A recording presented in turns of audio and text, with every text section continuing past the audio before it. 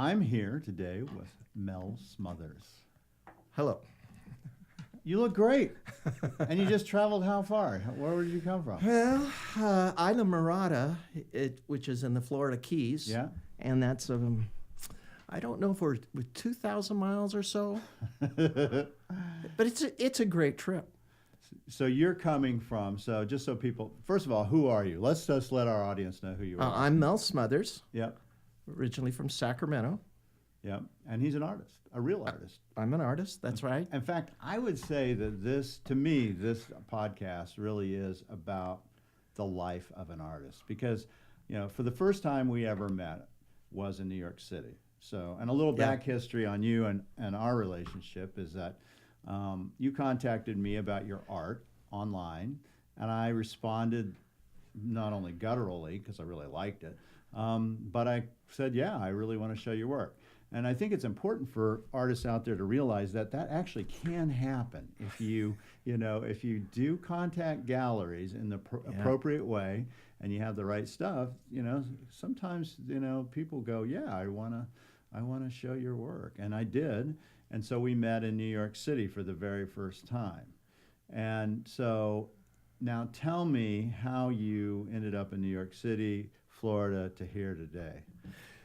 Well, I know, long story. The long story or the short story? The good news is we have time for the long story. Yeah. And that sounds good. I'll start out with just a quick synopsis of it, is that I was a painter, and I just kept following my feelings on painting, and I had no plans of going to New York City, but it just seemed like the next step. Right. And I did it, and then I'm in New York, and everybody goes down the East Coast, and I went down to I was able to show at Miami Beach, the Basel down there, right, with a group from the University of Florida. Now tell me when this was.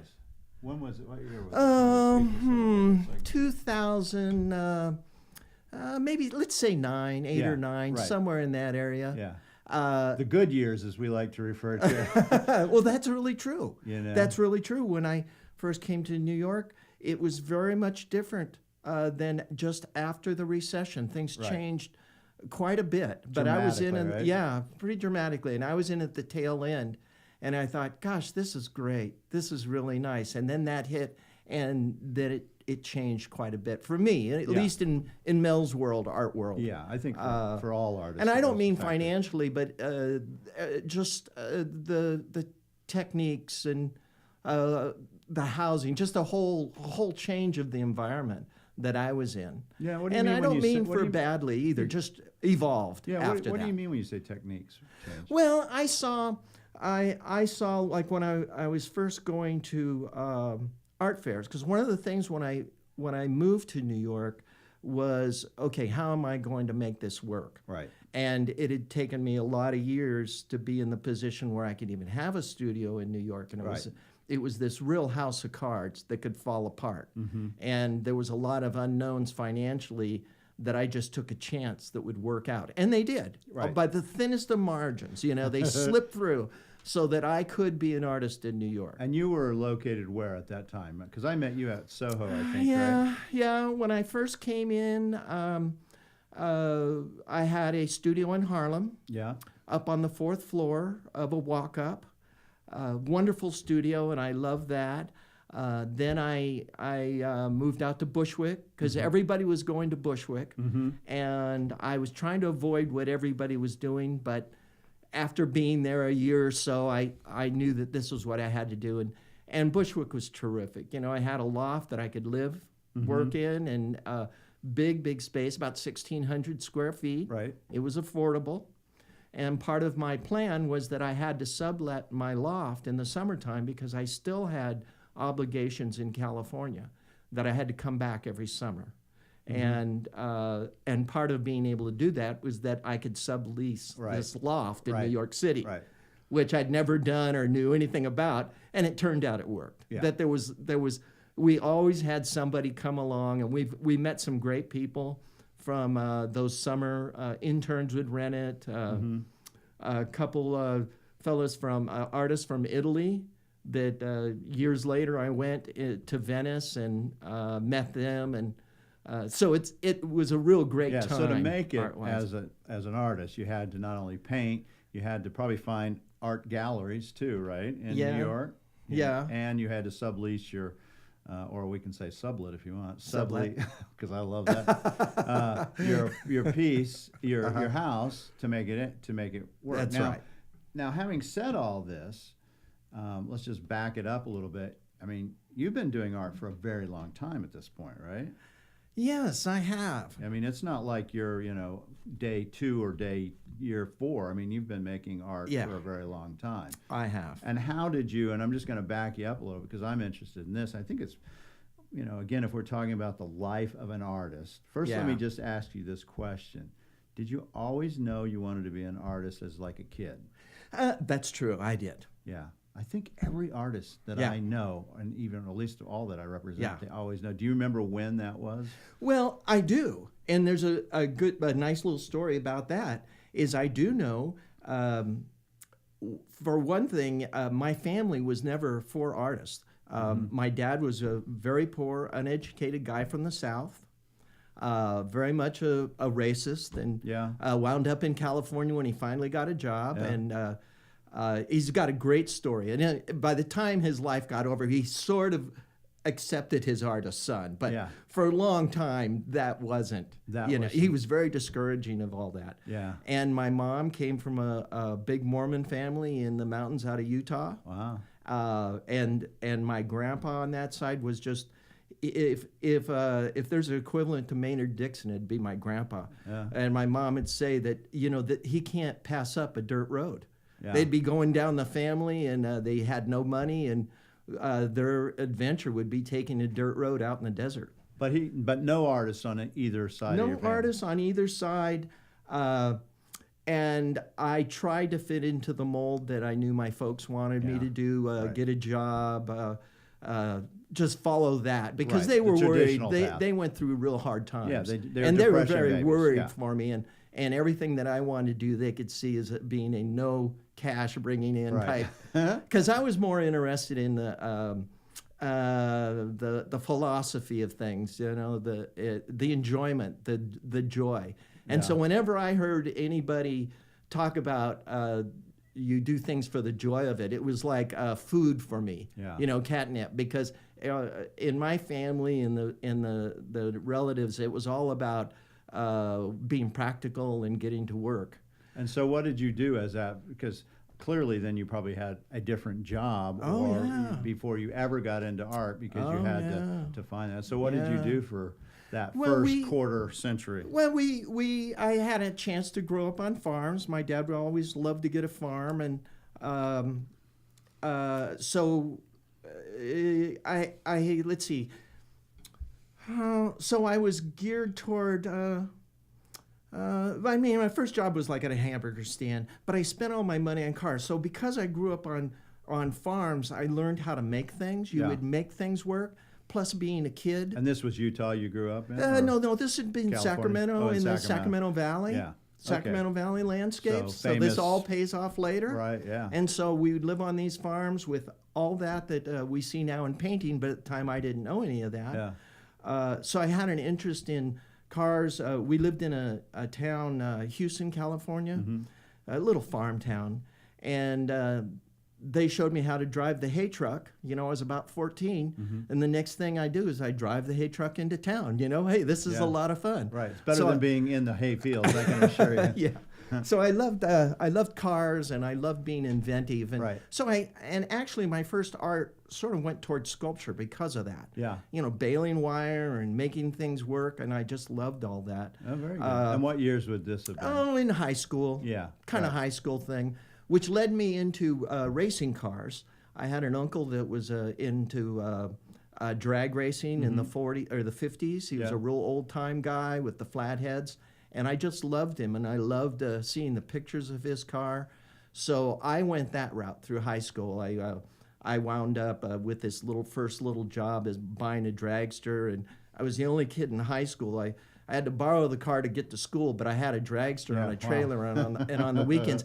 And it You know, it was real funky and all that, but I loved it. And I had a brother, my older brother, who liked going too. And were you making these sculptures at this time? No, I wasn't thinking art at all. No, not yet. No, not this was really. all. This is before I realized about doing the art, and Right. and so cars were that form. Yeah. That I mean, I realize now looking back. At the time, you don't know. You're just a kid going Right. through, following your. But you had to invent things all the time with a race car. Yeah. And especially if you had no money and you had a race car. Right. So eventually it led to, after I got out of high school, I wound up going to work for a chassis builder. Mm-hmm. And the chassis builder was on his way up. He wound up building a car for Don Garlitz.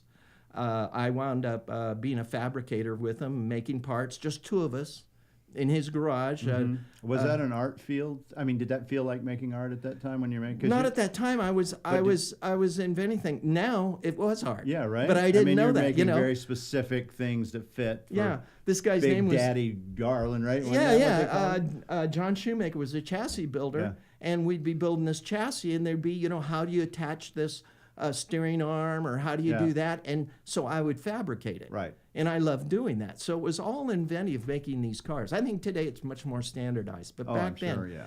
and for anybody listening that knows about drag racing, this was back when the engines were still in front of the driver. Mm.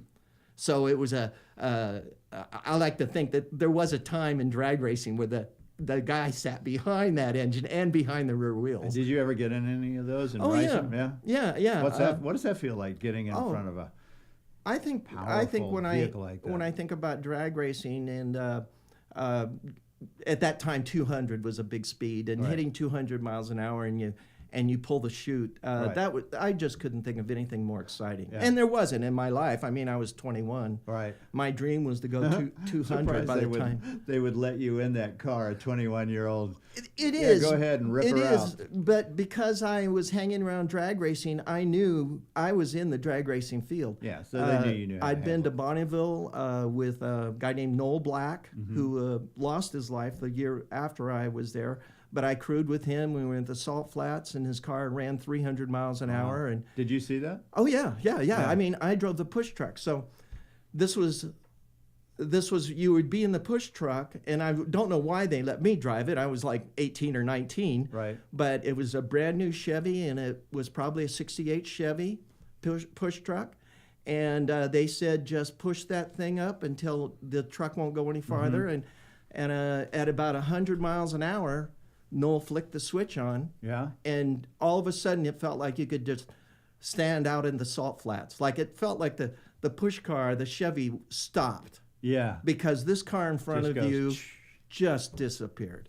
And it was just so exciting, you know, being this kid. Right. And I'm driving this push car. All of a Right. sudden, and this the push thing, car is pushing the main car. That's gonna, right. Till you get it up to 100 miles an hour. Yep. Then he goes, okay, now let's go. Yeah. So you're cooking it. Yeah. Oh, yeah. I mean, you're going as fast as this truck will go. I Right. mean, you'd be Right. like, so that was very, very exciting stuff for a Yeah. kid. And the car would just leave, and then pretty soon it would go over the horizon line. You'd see this tail of salt spray. Yeah. And the sound was just deafening, just Yeah. filled the whole cab. And it would get farther away, and then you'd hear it shut off. All right. And you just keep driving. You're still at 100 miles an hour. Just keep driving, and pretty soon there's a dot out in the salt. Right. And does it shut off because he shuts it off? Or He shuts it yeah, off. Yeah. The course is 5 miles. But you're doing that to try to actually measure your speed, right? You're trying Yeah. to break records. And Yeah, did yeah. he break records while yeah, you were oh watching yeah, it? yeah. It was they had it written right on the side. It was the world's fastest roadster. Yeah. Wow. And it had a blown Chrysler engine. Yeah.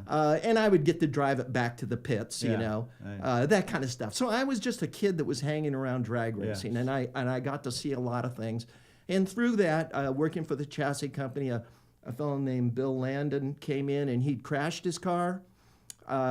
And I was at the track when he crashed, and I helped him, you know, roll the Yeah. car over. Right. And it broke his ribs. And I didn't think anything about it. But about 6 months later, he came into the chassis shop to get no, what happened is I went to visit him in the hospital. Yeah. And about 6 months later, he comes into the chassis shop and starts building a new car. And he says, do you want to drive it? because he didn't want to drive anymore. That was close as death as he wanted to come. Got it. So I got to help construct my own car, and all of a sudden, from being a kid with no money, I was racing with the top of the crowd at the time. And doing drag racing. Drag racing, yeah. So we started touring, doing national events, and it now, was you like may this. be a first drag racing artist. I might be. That I could might be. Yeah. But it all adds up. It makes sense today about art. Yeah, I mean, it all adds up to what's happening. And so how anyway, long did you do that? Well, we did it. I did it with Bill for about a year and a half. Very, very successful. We raced here in Arizona at the Winter Nationals here. What did your folks think about that? My folks weren't really involved. Yeah, but they didn't care that their son was. As No. long as you had a job and you were making money and it wasn't painting, they really weren't okay involved. with it? My mom's brother was the fellow that had the Roadster in the 50s, and so she knew a little bit about it. But my dad, I mean, it was all frivolous stuff. Yeah, it still wasn't a job. Yeah. And so he sort of, I don't think he ever came out. Ever. Yeah. What did he want you to do? Did he say what he wanted you to do? Just a good factory job. Yeah. I mean, I went to work where he worked. Yeah. And I think he was really proud of that. Yeah. But that He would not you to hold have my something- interest. He wanted you to have something that was steady, that you could take for a lifetime, Yeah. and raise a family on. Yeah, that's right. And it makes sense because what he went through was horrid, Right. Sometime we'll get into his story, but it was a great story, and I was able to forgive him for everything because of that. He was doing the best he could. Yeah. So I'm off racing cars. Right. It's like, and you do this for is a the couple beginning years, of doing. Right. Yeah. And then where do you go Well, from there? As exciting as it all was, as I got older, I started thinking more this philosophy bent that I have. I was more philosophical, and I wanted to start going to school, and we never talked about education in our home. My dad always said, I made it to the 3rd grade, and I got you out of high school. Right. That was fine. I succeeded. And my mom, she was like high school or something. Right. Back then, I mean, they got married, she was 16. Yeah. And the family, big family, they thought that was the great thing, married off a daughter. And so she never finished high school either. Yeah. So inside, I started thinking I really wanted education. Yeah. And so I was sort of on my own. It wasn't like the family knew how to do it or how we would afford it. Right. So I started going into education, and it meant more than driving this racing car, which I thought I'm going to have a career driving racing cars. I'm going to have a career in automotive. And I first went to college thinking I'll be an engineer because that fit. But I took all the tests, and I was in my 20s, just now coming to school, and did not have a good high school record. Right. And they took the test, and when I came back to the counselor, he said, "Do you have an interest in art?" I said, No, not at all. He says, "Do you like teaching?" I go, "No, I can't teach anybody." Right. But it turns out that those tests were accurate. Yeah, and they were telling them things that I did not know about me and my life at this time. Yeah. So I went in and got very interested in the natural world all the time because of my grandpa, and so So you started college. Yeah, I started college. Where was this? That was in Sacramento, the City College, which you could get in without having good grades. You can get in the City College, and I loved the poetry, the English, which I'd done very poorly in English, and all of a sudden I was reading a lot, and really I like the fact that the spiritual side of things, that there's something beyond the cold mechanical world and making money and all this, that there was another side to humanity, sort of attracted me. So when you started to do that, right, this different part of your brain clicks in, right? Yeah, so that's what it was, yeah. Your brain is thinking about writing and poetry. Did the art part start to kick in at that point yet, or are you still a little ways away? It did. All the arts kicked in. And the thing with visual art is I had no skills. So I fell into the same thing that a lot of people, majority of people, can't draw a stick figure kind of thing. Right. So I just made that assumption. Yeah. Music, same thing. I really enjoyed music, but I just didn't understand it. But I took music classes. I knew there was something there that these composers were aiming for something other than just making a pleasant sound. There was something else there that was They were searching. had sparked in me that I wanted. And also, unknown to me, I was going to City College when Greg Condos was teaching there, and Wayne Thiebaud's work was around. So I had seen their work, and I also was a product of the hippie generation, the late '60s, and was that this time frame that you were going? Yeah, the late '60s. That's right. And my friends that went to Vietnam were coming back, and they all came back smoking dope and taking LSD, all these things. Right. And so my peer group, when they returned, we became hippies. Yeah, and you're in California and Sacramento. Yeah, that's right. That's right. And which was 68, 69, or? And it was much more about crafts, like going to art fairs. Then were really sort of craft shows. Right. Did you ever go down to the Summer of Love in '67 down to San Francisco? Yeah. You did? Oh, yeah, yeah. And the Grateful Dead, just loved that whole scene. And my friends, I mean, it was what my friends, that's what we did. What was 67 and Haight-Ashbury like that summer? You would drive down, you'd sleep in your car. Yeah. If you slept at all. Yeah. A drug at that time was methadone, and you drank it. Yeah. So you'd stay up. Yeah. And we're kids. You know, we're just kids. Yeah. And I remember having the race car and thinking this was very cool. I towed my car into Haight-Ashbury, and we had like long hair, frizzy hair and all that. Bought some pot, because that was the only place I knew, and then went on to the races at Half Moon Bay. Yeah. And I was very lucky with the cars, but it was because I had this experience since I was a kid. It came very easy. Yeah. So we made it all the way to the last round. Yeah. But we had spent all our money, and we didn't have enough fuel. Yeah. So the semi-round, I pulled up to the line, and the engine faltered, but it picked it up. Yeah. And we won that one. So we went to the finals. But when I pulled up to the line, the engine died. There was no fuel left, and we had no money. We had stopped at Haight-Ashbury. And even getting back, getting back across the bridges out of San Francisco to get back to Sacramento, you had to pay. Yeah. And I had no money to pay, so I had to pull over and go plead my case to the bridge tender. Right. And I did, and I sent it. Yeah, and I sent him the dollar or whatever it was. You did send it in. Yeah. Nice. So we had. There was an intermixing of switching to the hippie culture from the racing culture and intermixing the two, and then intermixing education and knowing that education was something I wanted, but I didn't feel that I had the tools or I was capable. It was just a craving. I just loved. And at this point, you didn't start taking art classes with Thiebaud or Condos or anything. No. That was later, right? That was later. Yeah.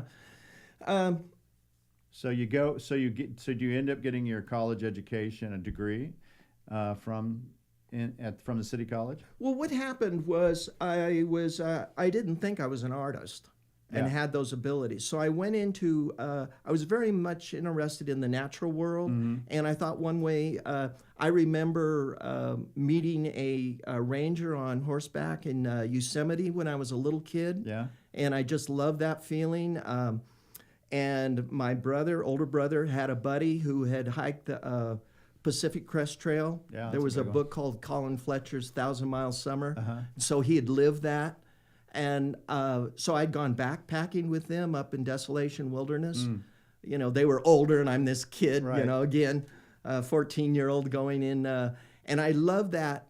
So when I went back to school, I was more interested in the natural world and discovering that. And I was very interested in biology, naming plants, those kind of things, kind of really getting away from the metal of racing and that kind of thrilled thing, more into a natural world. Yeah, that's where I came from, actually. Yeah. Well, I had a biology degree, and both my parents were research scientists in that field. My mom was a botanist, my father's an entomologist, ichthyologist. So I know the path you go. Yeah. I mean, that could have easily been me as well. Yeah. And so you did that for a period of time? I did. And again, it was totally on my own. There wasn't anybody that could encourage you.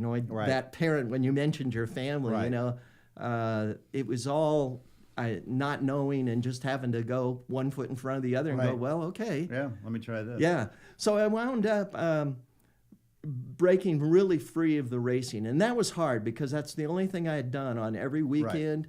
Right. It was very It difficult was your to fill routine, the void. and you could make money. And the filling the void mostly. Yeah. What do I do now? So nature filled that. Yeah, and so I and the hippie thing had burned out too. Yeah. The hippies were great. I loved the philosophical thing. I loved Haight-Ashbury, but there was a thing when Garcia said the hippie is dead. Yeah. It was really true Yeah. for somebody like me. Right. Because the drugs didn't do it anymore. The corporations, people, there was a criminal element. Yeah. All these things that had nothing to do with the summer of love Yeah. were coming in. Yeah, that lost pretty quickly, right? I mean, was. Yeah, by It 68, was. things had really changed. And I was living in a commune, and I just realized I'm just not into being stoned all the time. You know, I had more things I wanted to do. This Right, kind of to spark accomplish, yeah. was in me. And the hippies around that time, my friends, just weren't philosophical like I Right. was. They weren't looking for that Aldous Huxley vision into a spiritual world, a Right. greater world. Right. So the hippie kind of thing left too. Yeah. And I wound up being a naturalist in Sacramento because I was taking these classes by this time I had gotten up to Sac State. Yeah. You got the undergraduate degree, so now I had the gateway open to a 4-year college. Right. And that felt terrific accomplishment. And I was, there were internships showed up where I was working along the American River Parkway as a ranger assistant, they called it, or something. Yeah. And I was giving nature programs to kids, Right. school kids. And I just loved it. I loved the learning of the natural world, birds, plants, everything, you know. And so how long did you Horrifying. do that? I did it for 2 or 3 years, and in this time I also realized I loved music. But again, I had to overcome that I can't do it kind of thing. And so I fell into these people that played bluegrass music because, and I really liked it because it wasn't electric. Also, the Grateful Dead moved to the mountains kind of thing. It was all about going to the mountains. And I heard this guy, supposedly he was a Chicago blues musician, but he was living in this mountain cabin. He dropped out Right. in the Sierras, and he was playing this 5-string banjo. And the cabin had no electricity. I mean, we mostly lived free at the time. And he just entertained us, and we went. So you went and lived at the cabin? Well, no, I didn't live with him because I was living in my own cabin with my own group, hippie communes. And so was this like 1970-ish? It was. It Right was, around- right? Yeah, I think Right. you got that chronology really Yeah. right. And that was the most beautiful sound of hearing him. It was called Frailing, a 5-string banjo, Yeah. while we had spaghetti dinner and had this great time. And I thought I would like to do that. And he said he learned how to do it in 2 weeks. So I bought a banjo, Yeah. and I bought Pete Seeger's How to Play a Banjo book. Yeah. And a year later, I'm still trying to play Right. this Sally Gooden that he was Right. playing on the banjo, because I didn't know that you really need to get an education in music. It Sure. just doesn't happen. At that Right. time, I was the same that I saw visual people. You can't draw a stick figure. It's a gift that Picasso has or Rembrandt. Same thing with music. No, you know, right. I can't play a note. It's a gift that Right. That guy had the gift. Mozart, And for yeah. him, it did take him 2 weeks. But for you. Yeah, probably yeah. not. I knew nothing about And so did music. you go back and Well, to what college happened? for music or no? No, I didn't. What happened is I fell into a music group. Yeah. I mean, people that played music and Yeah. loved music, home music, and I started hanging out with people who were doing folk music and going to called picking parties, Yeah. where everybody brings a dish and you play music, and some people are bad and some people were good. And Dylan was big at this time. That's right. Yeah. That's right. And I loved that lifestyle, and Yeah. I was going to college, and that was the big lifestyle. So you went to college, and then Yeah. in your free time, you hung out with musicians Yeah. and made music. Yeah. And were you doing it as a banjo player? Well, I started out as a banjo player, and I still love playing banjo, and I did figure out how to play. Yeah, it took a while. Sally Gooden. Yeah. But I switched to the violin, the fiddle. Yeah. And it's like, you don't know anything about music. Now you take on the hardest instrument. Right. Doesn't seem right. And I've had a lot of people point that out Yeah. to me, but that wasn't the thinking. The thinking in my mind was I really liked the feeling of the fiddle. Yeah. I'm talking fiddle playing. Yeah. When you say the feeling, you mean the actual physicality of holding it, or you mean the sound and the way that it worked for you? I'm talking about spiritually, raising yourself above. It took me away. You know, that sound of that fiddle and that joy, it gave me really joy, which goes beyond, I mean, we have the things of the physical world, and what they're meant to do is take you above that. And did you also like the fact that it was so much harder to have to learn to do that? Was the challenge part of it? No, I don't recall that. I see it more as just, I love the sound. I love that people dance to a fiddle. Yeah, so you know, we would get like drunk. Art, really, in a way. What? It's like art in a way, right? Yeah, I mean, I didn't know that at the time, but I just struck knew a chord, and you knew you loved it. there was something here greater, and I didn't see the guitar players getting it, and I didn't see the banjo players getting it, but I saw the fiddle player getting it. And so, how long were you a fiddle player? I still am. But how? Okay, good for you. It's become a lifelong, and I'm still learning. And you're still playing the fiddle?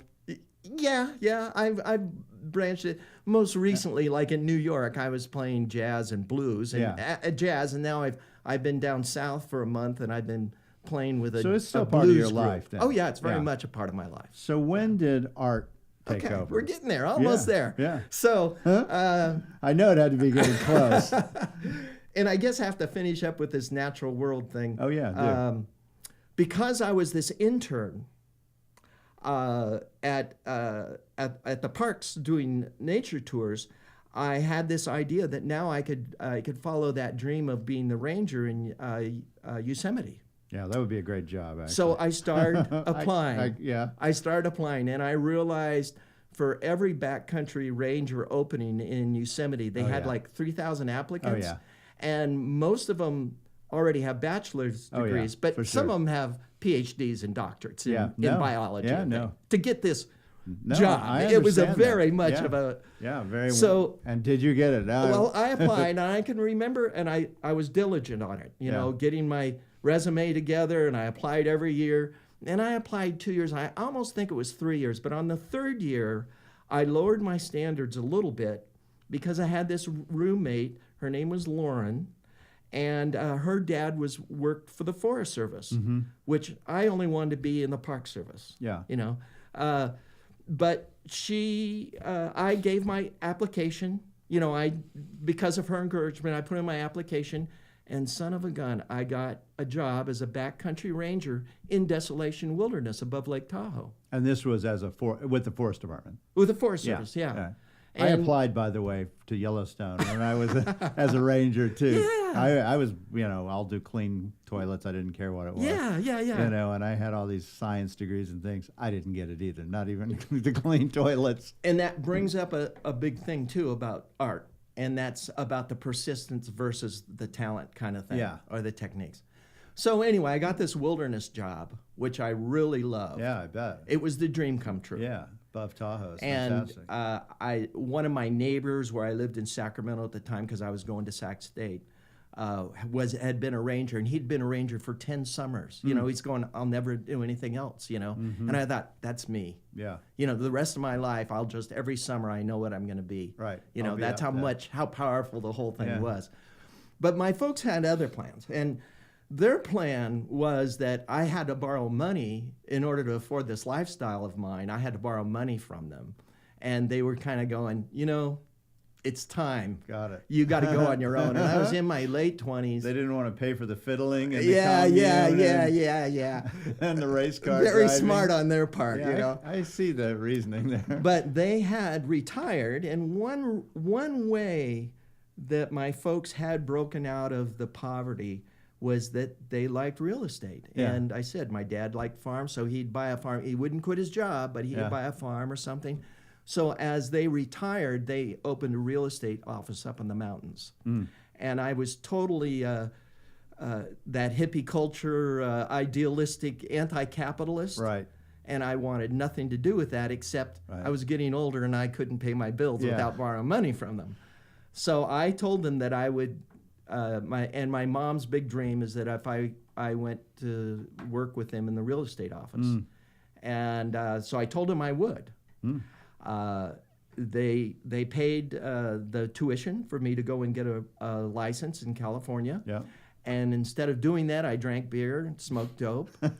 And I didn't know you have to use these things within 6 months, I think it was. Yeah. So all of a sudden I decided, okay, I'm going to get serious and get this license like I told my folks. and it wasn't valid anymore. Yeah. I had wasted away. Oh, So God. I had to go back to them again. They had to pay the tuition again, and then I it. took it serious and Yeah. I got it done. So I had gotten this license to sell real estate in California, and it's almost like they come in the mail, the license to sell real estate and the offer of a wilderness ranger job. Oh, wow. So I took the job, Yeah. wilderness ranger job, and asked forgiveness from my folks, Yeah. even though I was off to a shaky start with them. After this summer that I would come back and do real estate. So it worked out great. I found these mountain cabins. Part of being in the backcountry, what would happen is the packer would meet me at the trailhead, and then we'd pack in, and I'd be in for 10 days. Yep. And then I'd hike out, and I'd have 4 days off, and then we'd do the routine all summer long. We did this. So in my time of being in the backcountry for 10 days, I would meet cabin owners, and I really found that it appealed. The architecture of a mountain cabin really appealed to me. It was that inventiveness again. Right. You know, these people, Echo Lake is one particular place. There's no road back there, so everyone built their cabin either by packing in the materials or taking it by boat. Right. And you could recognize that, I'm sure. Oh, yeah, and I love that. I love that inventiveness. That fit right into where I was going, even though I didn't know that. Yeah.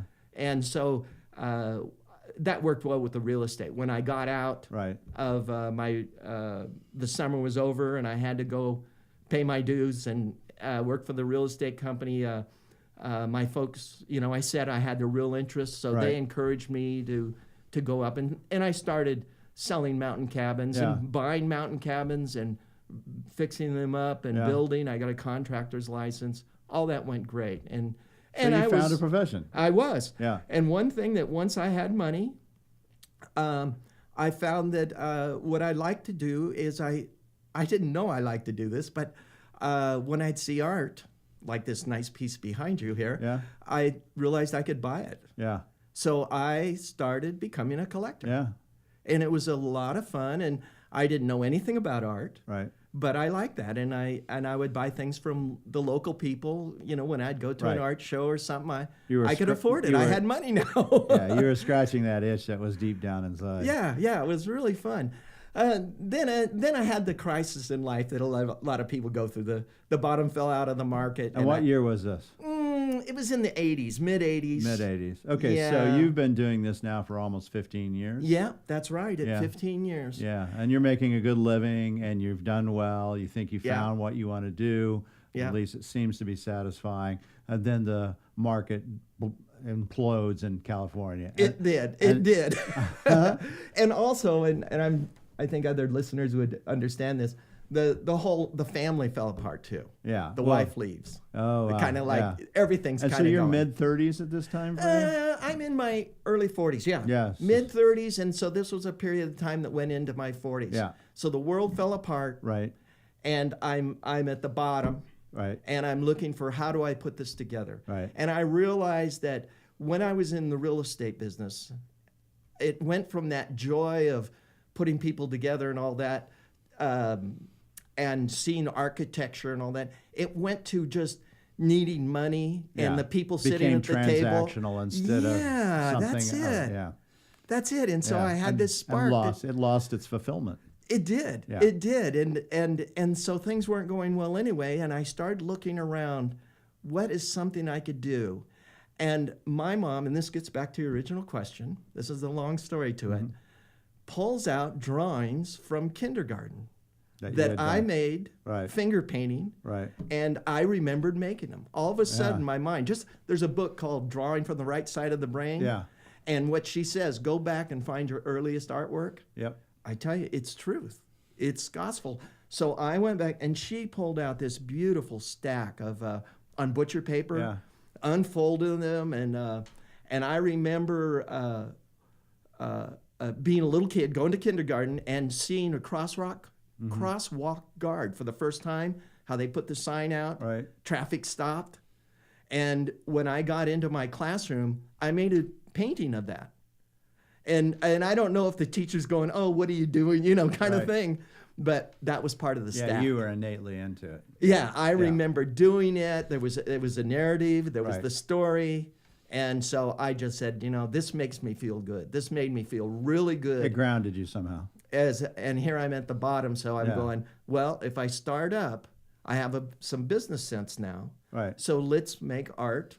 Let's see about doing art. So I didn't know how I would be as an Right. artist or anything. I just had this feeling. Right. And I had a couple of good friends that had advanced degrees by this time. In art. Education. Yeah, okay. Both of them were in education. But one of them had taken a class from Wayne Thiebaud. Yeah. And he said, well, if you don't know if you're an artist or not, you should take a class from Wayne Thiebaud. Yeah. And And I he's said- at Sacramento College? He's at UC Davis. At UC Davis, okay. Yeah, he had been at City College Yeah. when I was really When you young. were there. Okay. Yeah, so now he's at UC Davis, and this is mid-'80s, so in 61 he showed with Alan Stone with his pies, so he's now big stuff. He's big stuff. Yeah, he's really a big, well-known New York artist, but he likes Sacramento, that's where he's from, and he stays there, and you're fortunate enough to get to take classes with him. Well, yeah, that's jumping a little bit ahead. Okay. Because the Then go thing backwards. and I realized I'd seen his art. Yeah. And I loved it. Yeah. I mean, it did that It thing. resonated. It made that Yeah, jump above right. the material world for me. Right. And I really liked it. But to go to UC Davis, you need a lot more credentials than I currently had Yeah. at the time. And I hadn't finished Sac State because when I got my wilderness job, my life took a change. Yeah, you know, said, to "What- real yeah, estate this and is all what that. I'm going to do. I don't need to do anything else." Yeah, right. So I didn't get my degree from Sac State. So I took Jim's advice. Yeah. And it took all my courage because I went to this campus, this big Right. campus. Right. I had to find my way to this class. I went into this class. First day of class, I mean, it is overflowing with students I'm sure. to see this Wayne Thiebaud Everybody guy. wants to be in with that guy. And it was life drawing, figure drawing.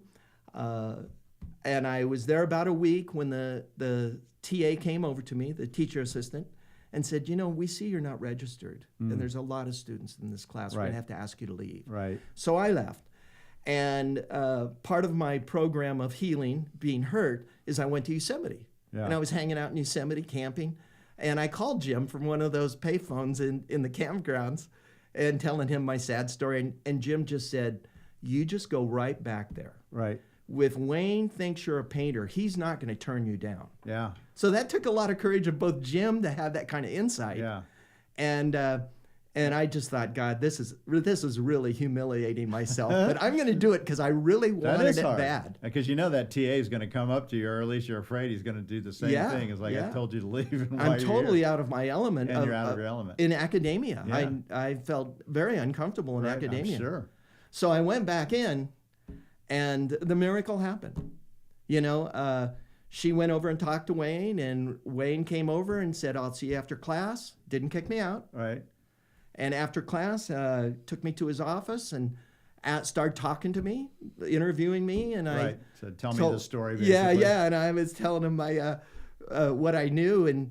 And so he introduced art history to me. I did not know about art history, Yeah. because I thought if you're an artist, it was gifted to you. Right. And you just started out. So So I didn't know. It's built. Yeah, that's And right. so he gave me his book on Sorolla. Mm-hmm. And he gave me his book that had just come out on him about the Society of Six. Yeah. And they were autographed by himself, and these were his personal books. And he just says take them? Bring them back. Yeah. He loaned them to me. Yeah, okay. Which I'm just going, wow. I mean, I felt very, very honored. Oh, of course. I was very Yeah, honored. very much so. And I got Sorolla back to him, okay. The other one got a little coffee or wine stains on it. I don't remember what. And I was so embarrassed to take it back to him. And finally I said, can I buy it? Yeah. And I thought, oh, geez, he's just tried to get something from the signature. All those things. Yeah. You just don't know what Right. the world's like. Right, So, right. But anyway, that's how I got started. And Wayne, I just was so happy every time we took the class. And so Jim and Betsy was the other woman that I knew had a master's in education. Mm-hmm. They said, well, you got to go back to Sac State, take care of that. And so that started my art career. So you went back to Sac State to get your degree so you could go back to UC Davis to really be with like Wayne Thiebaud? Well, at that time, I didn't even have that big of ambition. I did not know. All I knew is that I wanted to paint. Right.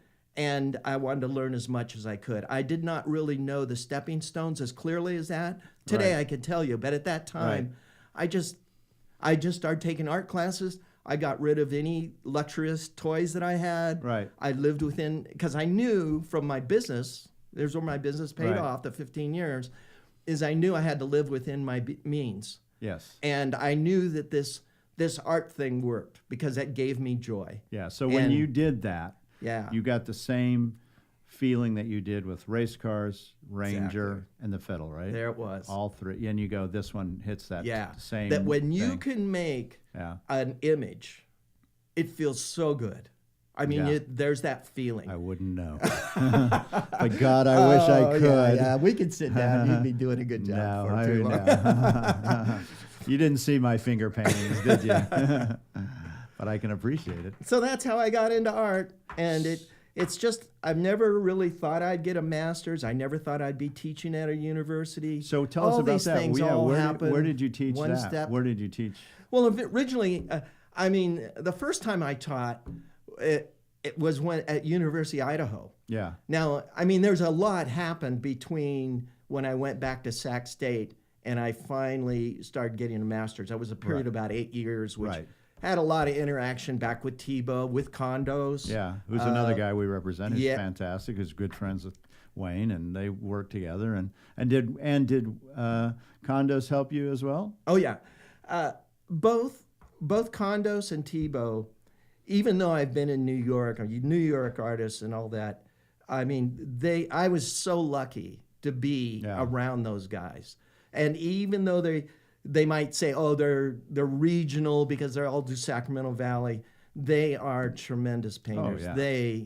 They jump beyond regionalism. Oh, for sure. They make that leap. Yeah, easily. You know, easy. Yeah. And they're both national academicians as well. Yeah, and you don't know that when you're a student just being in there. You know, you don't realize how good these people are. And did you get to take a class with Condos as well? I did. Yeah, I nice. did. I wasn't.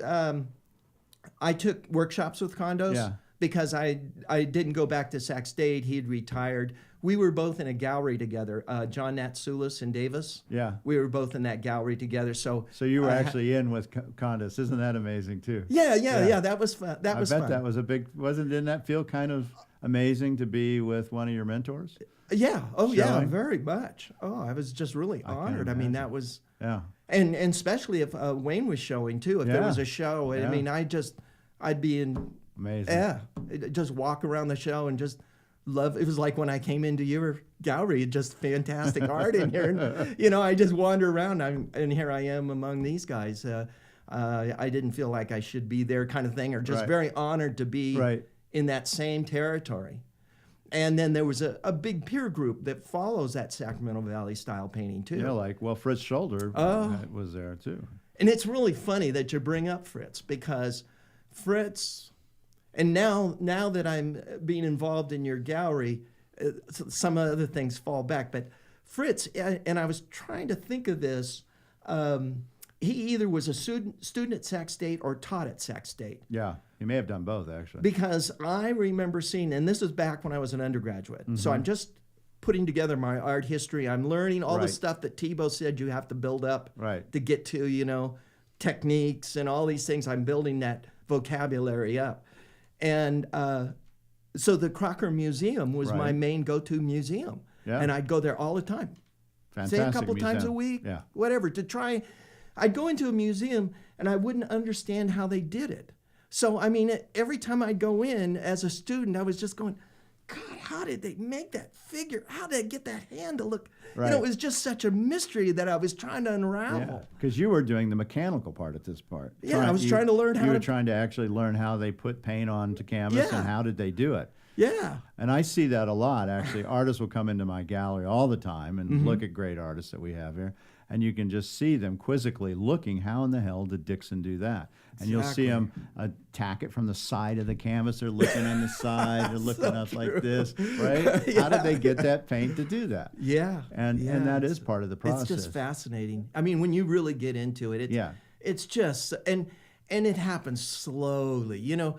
Yeah, you finally get that, you know, and it just takes so much going to museums and of course looking at reproductions, whether it's on the internet or, you know, G Clays or you just, it's just a wonderful education, and the things that happen and the bios of artists. I mean, I was just gobbling up bios of artists. I love reading bios.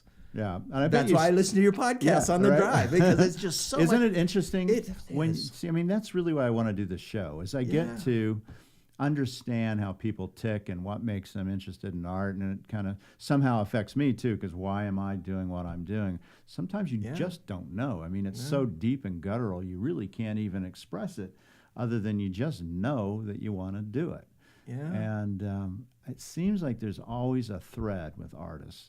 They have the same kind of resonation that they have to do it. For whatever reason, they're not happy unless they're making, creating, learning, listening. And you do that still, right? I mean, obviously you still paint. I mean, I'm showing your work. It's fantastic. And, you have to mention before we close it up, because it's really interesting. Believe it or not, we've probably already gone an hour, but a little bit about Andy Warhol, too. Oh, yeah. Yeah, talk about that, because you're doing some stuff for us right now that's inspired from that. Yeah. Yeah, so jumping up to the future 10 years ago, I think maybe it's even more than 10 years ago. So like I say, I didn't really say, okay, I'm going to be an artist and I'll get a master's degree, all that. I was just going one step at a time. Right. I mean, things led me on to eventually getting masters, teaching. My wife was working at UC Davis in administration. I had a teaching job up at Lake Tahoe. They're about 150 miles apart. So I had to make a decision. And the decision was that I would leave my teaching job so I could be home in Davis. She had her 9 to 5, 5 days a week, ride her bike to campus. It was just an ideal life. And I just painted full time. Even though I loved teaching, I mean, it was, you know, one of those hard decisions. Right. So anyway, by giving me the time, extra time on my hands, so then I wound up getting a teaching assignment on campus. Yeah. And I was teaching figure painting on Wednesday nights, and I did that for about 3 years, and it was ideal. You can't make a living at it or anything, but that was our domestic, and it kept me painting. And I'd have studios around the area in Davis. I had one in a horse barn. My longest time was it was an abandoned horse barn. Property was for sale, and they had it for sale for a few years. So I set up a studio in the barn, and it was very neat, very cool. In fact, very cool. I mean, I had to stand right next to a heater in the wintertime because there was a lot of air coming through the place, and in the summer it was sweltering. So you learn to paint dictated by the conditions.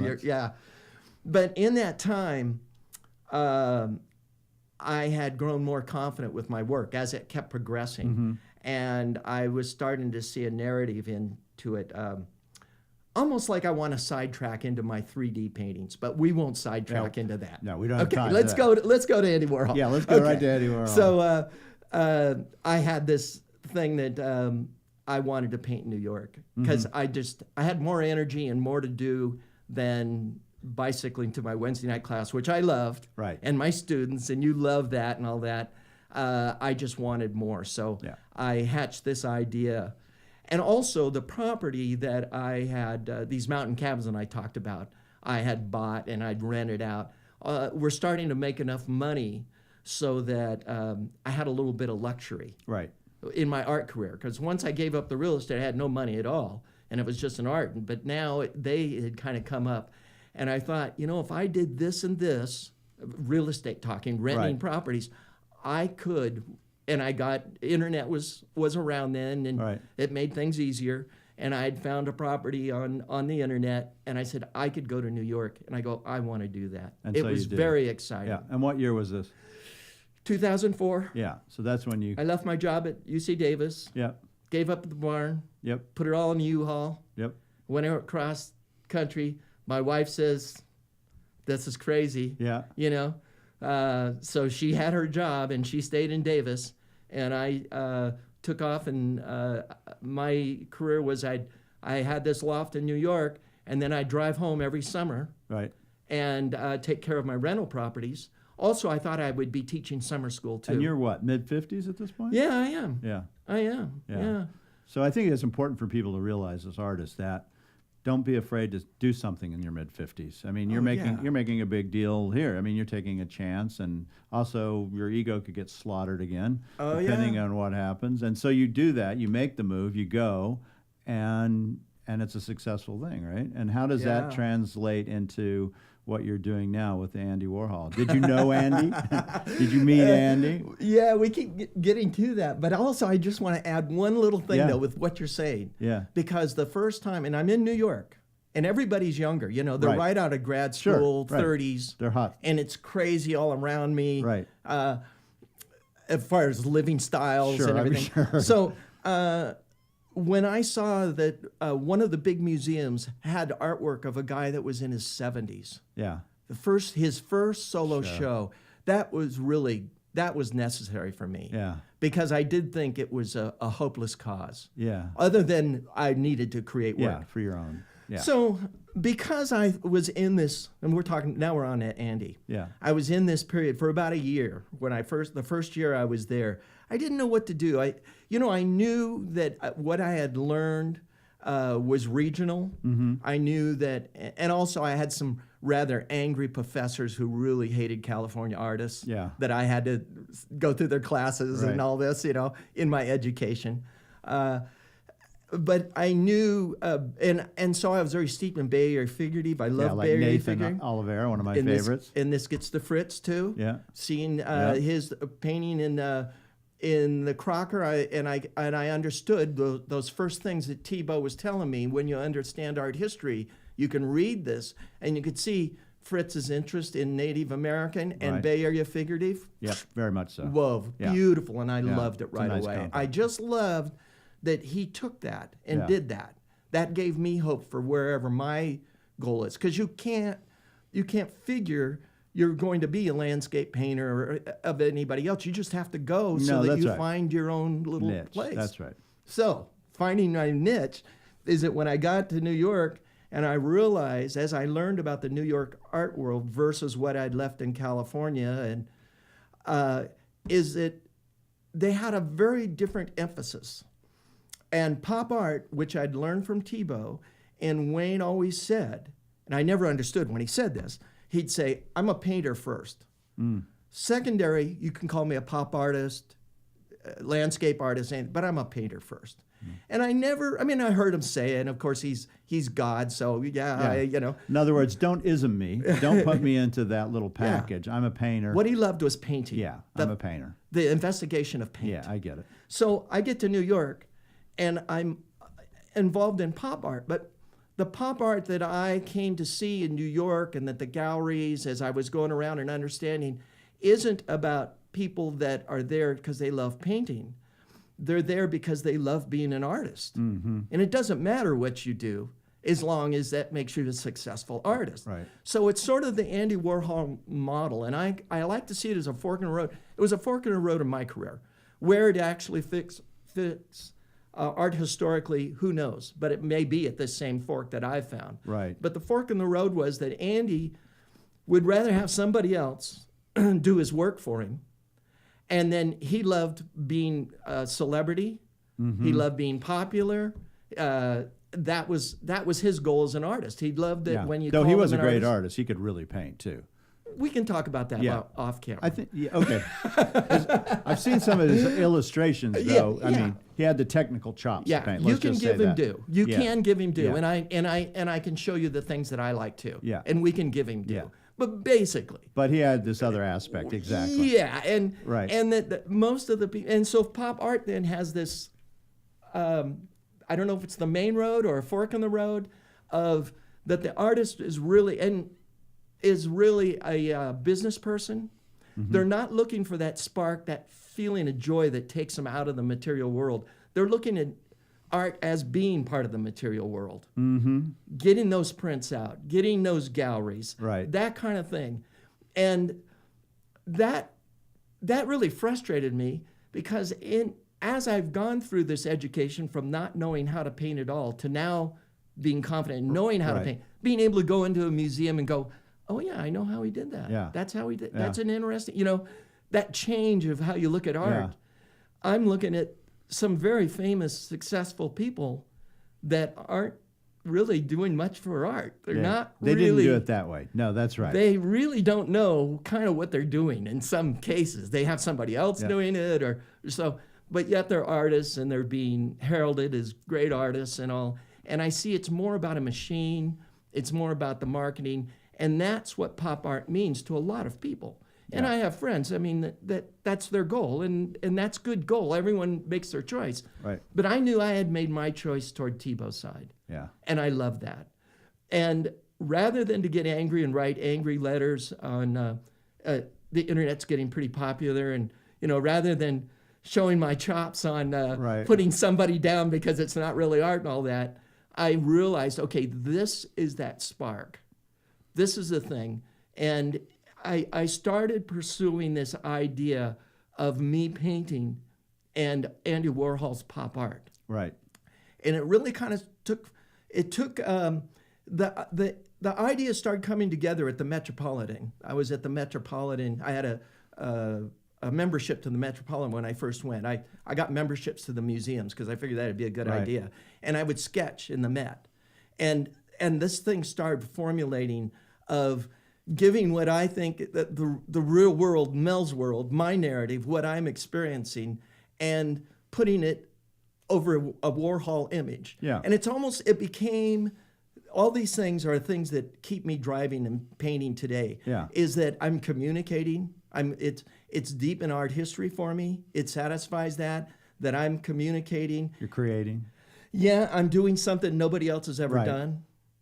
And you're showing it at Medicine Man Gallery. There's the most important aspect. I am now. So that's how it's gone. It's been going for 10 years. A lot of critics, a lot of things. Some things have been written about it. I love it all. I just love it all because it's really an original idea that has all the elements that keep me going. Right. And I'm always exploring painting. I'm always hoping I'm getting better or doing new things. And what I'm producing, I've never seen anybody else do. And I think that's it, folks. You create. Yeah. Explore, investigate, and be true to yourself. And if you do, you're going to have a great ride. It seems like that's what you've had, is this amazing ride that I don't think is over yet. No. I could probably finish up with talking about what excites me about being in the gallery. Yeah.